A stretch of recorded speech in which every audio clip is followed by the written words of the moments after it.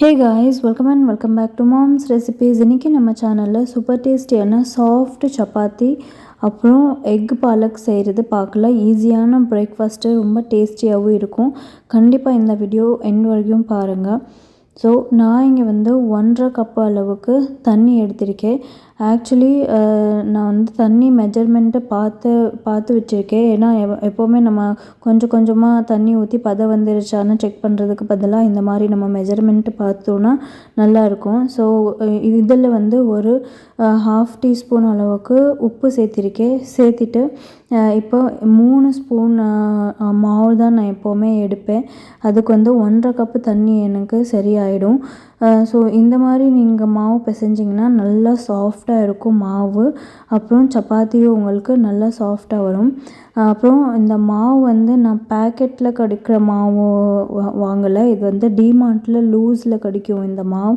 இதுதான் ரொம்ப நல்லாயிருக்கும், செம்ம சாஃப்டாக வரும் சப்பாத்தி. இதில் கண்டிப்பாக இந்த மாவு வாங்கி ஒரு தடவை ட்ரை பண்ணி பாருங்கள்.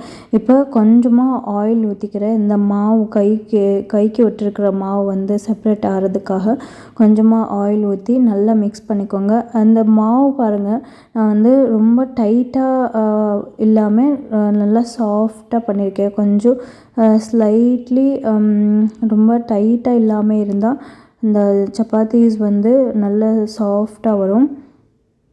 ஸோ இந்த மாவு இப்போ ரெடி ஆகிருக்கு. டோ இது சைடில் வச்சுக்கலாம். ஒரு 10 மினிட்ஸை வெயிட் பண்ணுங்கள். இல்லை நீங்கள் அந்த லூஸில் மாவு வாங்கினீங்கன்னா அது நீங்கள் வெயிட் பண்ண அவசியம் இல்லை. டைரெக்டாகவே சப்பாத்தி செய்ய ஆரம்பிக்கலாம். ஸோ இப்போ நம்ம சப்பாத்தி செய்யலாம். மாவு செம்ம சாஃப்டாக இருக்குது. இப்போ இதிலேருந்து கொஞ்சமாக மாவு எடுத்து நல்லா உருட்டி வச்சுக்கோங்க. இந்த மாதிரி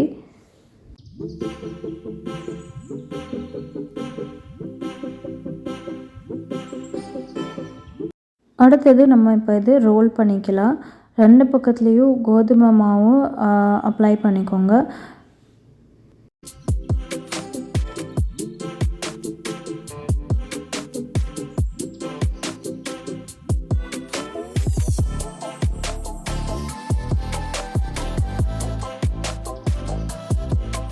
இப்போ இது இந்த சைஸ் வரையும் ரோல் பண்ணிவிட்டு கொஞ்சமாக ஆயில் அப்புறம் கொஞ்சமாக கோதுமை மாவு அப்ளை பண்ணிக்கோங்க. இந்த மாதிரி ஸ்ப்ரெட் பண்ணிவிட்டு இந்த மாதிரி இது ஃபோல்ட் பண்ணிக்கலாம். ஃபோல்டு ஸ்கொயர் ஷேப்பில், எந்த ஷேப்பில் வேணால் நீங்கள் ஃபோல்ட் பண்ணலாம்.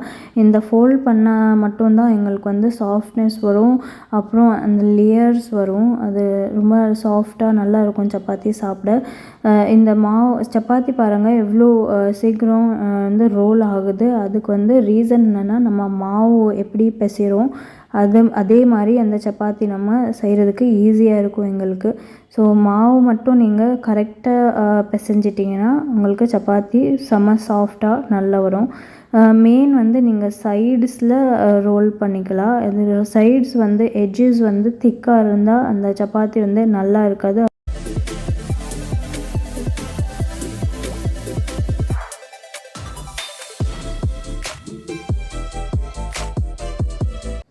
ஸோ கல் வச்சு கொஞ்ச நேரம் ஆயிடுச்சு. இப்போ அது நல்லா சூடாகிருக்கு. கல் எப்போவுமே நல்லா சூடாக இருந்தால் தான் சப்பாத்தி நல்லா விங்கி வரும். ஸோ இப்போ அங்கங்கே பாருங்கள் அந்த பபிள்ஸ் மாதிரி வரும் கொஞ்ச நேரத்தில். அப்போ நம்ம அது சைட்ஸில் நல்லா வேகட்டும். கொஞ்ச நேரம் விட்டுட்டு நீங்கள் திருப்பி போட்டுட்டு உடனே கொஞ்சம் ஆயில் ஊற்றிக்கலாம். இல்லை நெய் இருந்தால் நெய் ஊற்றிக்கோங்க. அப்புறம் மறுபடியும் ஒரு செகண்டில் திருப்பி போட்டு இன்னொரு சைடு 2 பக்கமும் நீங்கள் ஆயில் ஊற்றிக்கோங்க. அப்புறம் எங்கெங்கே அது குக் ஆகலையோ அங்கே கொஞ்சம் நல்லா துணி எடுத்து கொஞ்சம் கொஞ்சமாக நல்லா சாஃப்டாக லைட்டாக ப்ரெஸ் பண்ணிங்கன்னா எல்லா இடத்துலையும் சப்பாத்தி குக் ஆகிடும். ஸோ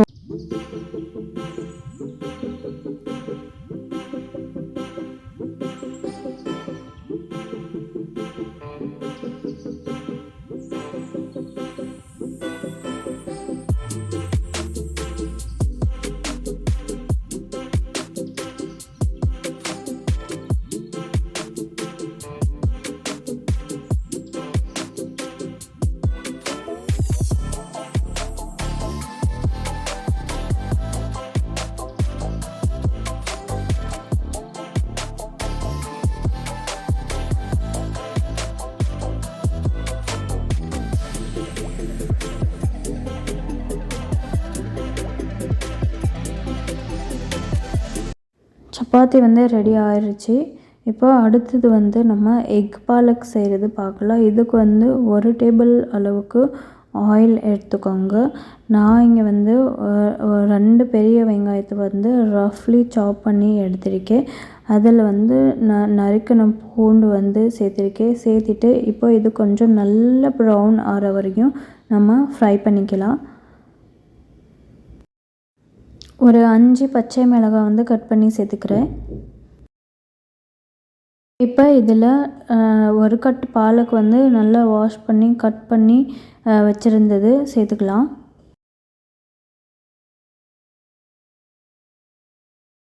இப்போது டேஸ்ட்டுக்கு தேவையான அளவுக்கு உப்பு சேர்த்துக்கலாம். சேர்த்துட்டு இது நல்லா மிக்ஸ் பண்ணிவிட்டு இதை மூடி ஒரு 5 மினிட்ஸ் வரைக்கும் வச்சுருங்க. அப்புறம் தான் வந்து அந்த கீரை வந்து சாஃப்ட் ஆயிடும்.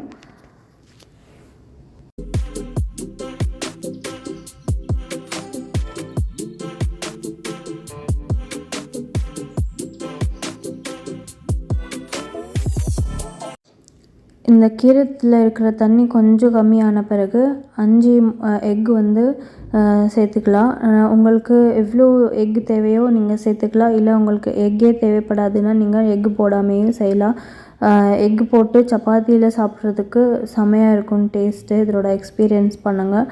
அப்புறம் கண்டிப்பாக கமெண்ட் பண்ணுங்கள். வீடியோஸ் வந்து பார்க்குறீங்க, ஆனால் கமெண்ட் பண்ண மாட்டேங்கிறீங்க, லைக் பண்ண மாட்டேங்கிறீங்க.